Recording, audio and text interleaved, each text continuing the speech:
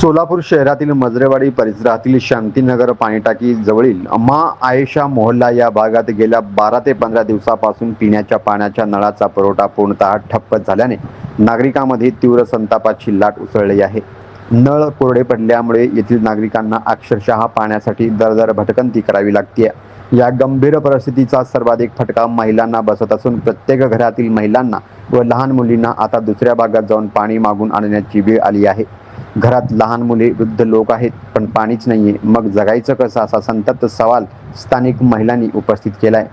येथील जवळपास 100 घरांच्या लाईनमध्ये पाणी पुरवठा करणारी लाईनच नसल्याने लोकांना 300-400 फुटावरील भूदेवी नगर येथील पाण्याच्या लाईनला कनेक्शन जोडून द्यावे लागत आहे.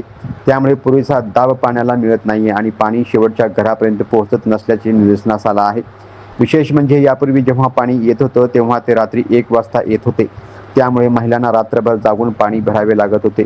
झोपेचा आणि आरोग्य बोजवारा उडाल्यानंतर आता तर पाणीच गायब झाल्याने नागरिक पूर्णपणे त्रस्त झाले आहेत. स्थानिक महिलांनी या समस्येबाबत नगरसेवक तसेच पाणी पुरवठा विभागाच्या अधिकाऱ्यांशी संपर्क साधण्याचा प्रयत्न केला, मात्र कुठलाही प्रतिसाद मिळाला नाहीये.